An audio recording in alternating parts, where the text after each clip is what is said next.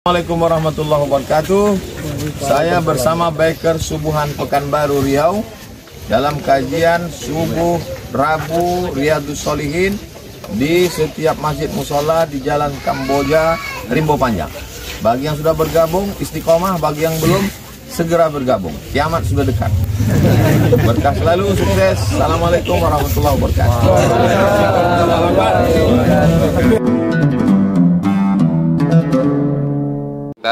Ustadz Marzuki yang tadi menyampaikan motivasi buat kita, mengingatkan kita, luar biasa penyampaian beliau.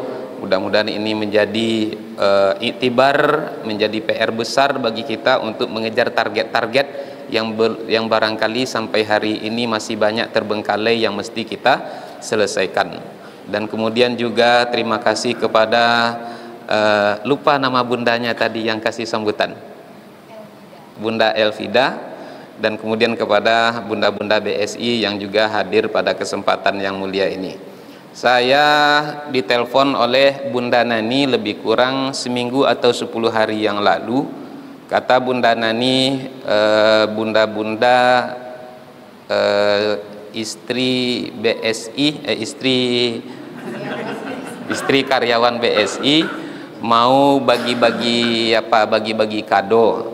Kemana bagusnya Don, kata beliau sama saya. Beliau ini tidak panggil saya Ustadz, panggilnya Don aja, Doni. Jemaah saya di Pekanbaru yang sebut saya Doni, beliau aja lah nih. Karena beliau ini kakak kelas saya waktu saya di MAN. Jadi ya alhamdulillah dulu banyaklah beliau membimbing saya waktu di Aliyah. Maka alhamdulillah komunikasi bagus. Beliau itu tobahnya seperti kakak juga bagi saya. Biasanya kalau mau mau lebaran nih kakak itu kan banyak ngasih THR biasanya kan.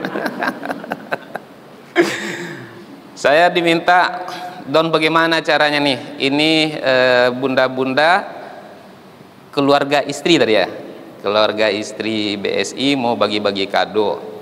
Lalu saya sampaikan, Kak, selama ini mungkin orang kalau bagi-bagi kado lebih banyak diarahkan kepada mungkin disebut duafa. Saya bilang, saya punya banyak kawan-kawan saya itu aktivis dakwah yang kadang-kadang ketika menjadi aktivis lupa untuk memikirkan diri sendiri. Saya bilang, sibuk untuk memikirkan umat. Maka saya pengen menyenangkan hati mereka.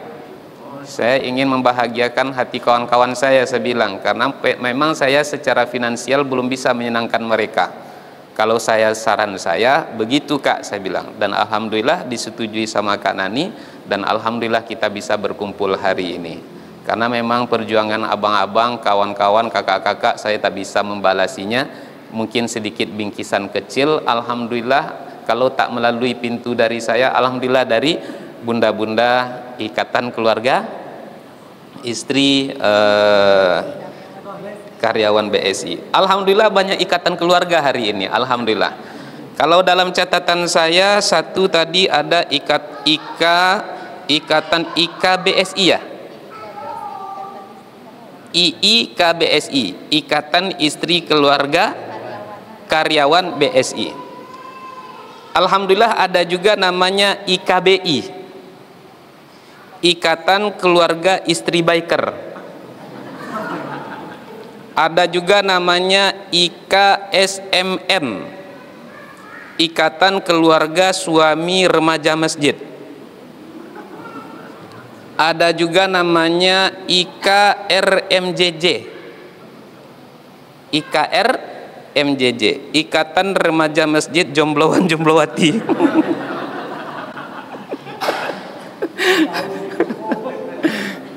Jadi Ustadz Marzuki yang Marzuki kan? Kok ketawa pula Kak Nani? Ini yang pucat-pucat nih Ustadz. Ini karena tak ada yang membangunkan pas sahur tadi. Tak ada yang ngasih makan, Masya Allah. Ini contohnya yang jomblo-jomblo nih Ustadz. Alhamdulillah. Tapi sebenarnya yang hadir di sini saya tengok nih abang-abang dari Biker Subuhan.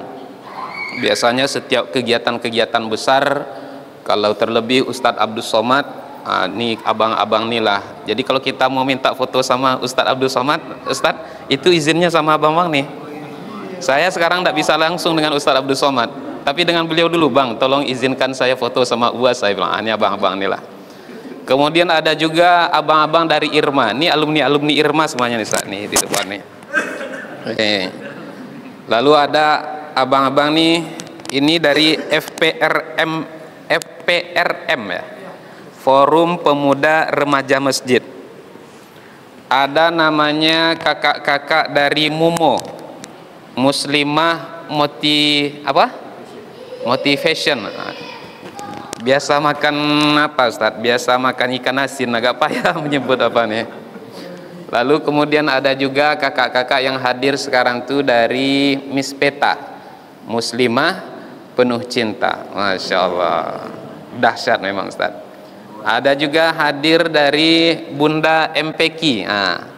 Itu Majelis Pecinta Al-Quran, Masjid Al-Husna, daerah-daerah Pandoga sana, itu di bawah kekuasaan beliau, Bunda yang jilbab putih. Dan beliau juga sebagai seorang qori'ah. Banyak sekali remaja masjid yang hadir hari ini, teman-teman aktivis dakwah yang tak bisa saya sebutkan satu persatu. Semoga kita semua istiqomah di jalan dakwah. Takbir, Allahu Akbar. Teman-teman yang kami muliakan, ketika kita membaca sirah Nabawi, kita akan mendapatkan, ketika kita baca daftar isinya, ada satu nanti judulnya kita dapati, judulnya itu Amul Huzni, tahun kesedihan. Singkat cerita, di tahun itu sedihnya Nabi luar biasa. Kenapa Nabi bersedih? Yang pertama, sosok yang sangat dicintai oleh Rasulullah kembali menghadap Allah Subhanahu wa taala, yaitu istri tercinta Khadijah radhiyallahu anha. 2 bulan atau lebih kurang 3 bulan setelah Khadijah meninggal dunia, wafat pula paman Nabi yang bernama Abu Thalib. Semenjak meninggal pamannya Nabi Abu Thalib, intimidasi demi intimidasi dirasakan oleh Nabi, bahkan sampai nyerang fisik Nabi. Maka teman-teman kalau baca nanti kitab Sirah Nabawi Ar-Rahiqul Maktum yang ditulis oleh Syekh Sofiur Rahman Al-Mubarakfuri, saking kuatnya tekanan intimidasi terhadap Nabi, terlebih sampai menyerang fisik Nabi, tidak hanya bully. Kalau bully mungkin mendingan lah teman-teman. Dibully Nabi di Instagram, dibully Nabi di Facebook, dibully Nabi di Twitter, tidak terlalu berpengaruh bagi Nabi. Tapi ketika bully itu sampai kepada fisik Nabi, Ustadz ada pula Instagram di zaman Nabi? Ada. Macam mana bentuk Instagramnya Pak Ustadz? Tak perlu kita tanya, yang penting ada. Kita ini kan kadang-kadang suka menanya sesuatu yang tidak penting. Ustadz, ya Nabi Adam menikah dengan Siti Hawa, pak kuahnya siapa Pak Ustadz? Tanya pula istrinya pak kuahnya Nabi Adam Siti Hawa. Nabi diintimidasi. Pada akhirnya kan Nabi pergi ke Taif. Saya cukupkan kisahnya sampai di sini teman-teman. Ketika Abu Thalib meninggal dunia, saking kuatnya intimidasi terhadap Nabi sampai keluar dari lisan Nabi. Baca nanti Ar-Rahiqul Maktum, apa kata Nabi kepada putrinya Fatimah? Wahai putriku, kata Nabi, semenjak datukmu, berarti kan datuk jatuhnya Abu Thalib, berarti paman, semenjak paman ayah meninggal, semenjak datukmu wafat, yang sebelumnya preman-preman Quraisy tidak berani nyentuh ayah, hari ini mereka justru semakin menjadi-jadi. Nabi sangat sedih sekali. Semenjak pamanku meninggal, semenjak datukmu wafat, itu ayah senantiasa diintimidasi. Sampai di sini setidaknya teman-teman kita faham. Apa yang kita fahami? Ternyata risalah Islam itu ditopang oleh 3 hal. Berapa? 3 hal. Saya sederhanakan dengan 3K. 3K itu apa? 1, keilmuan. Yang kedua, kekuasaan. Yang ketiga, kekayaan. keilmuan datang dari Nabi.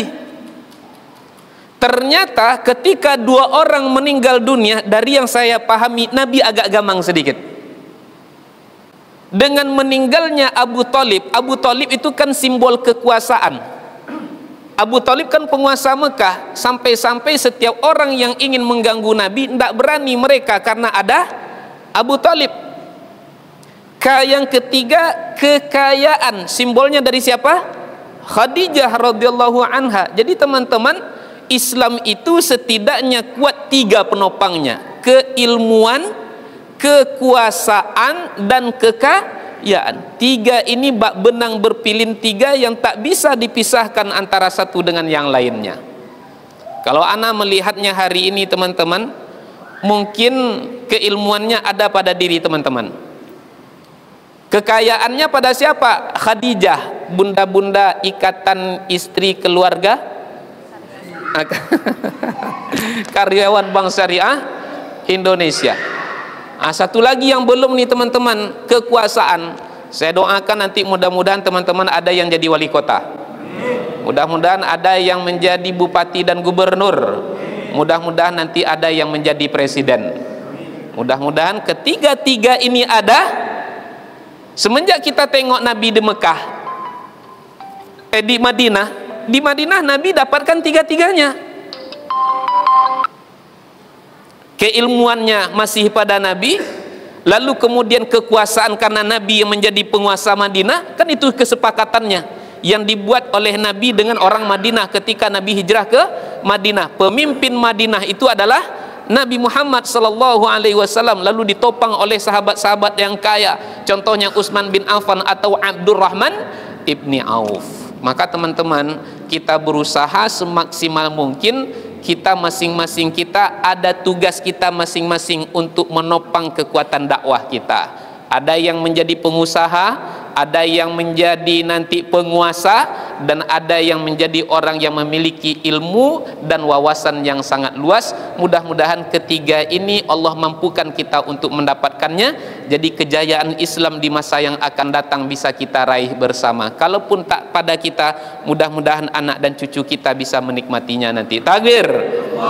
Oh ya, terakhir teman-teman, anak punya ide. Alhamdulillah setidaknya hari ini menjadi batu loncatan bagi kita. Hari ini aktivis sudah berkumpul. Ana punya harapan setidaknya setelah Lebaran kita mencoba untuk merutinkan buat kajian ya dengan variasi kita lah, yang mana kajian itu setidaknya sekali sebulan kita para aktivis ngumpul semuanya di situ. Mau yang dipelopori oleh mispetanya silakan, biker subuhannya silakan. Yang penting kita para aktivis dakwah sekali sebulan ngumpul, harus kita ngumpul. Kenapa? Kalau kita tidak ngumpul, kita terpecah, maka kita akan lemah.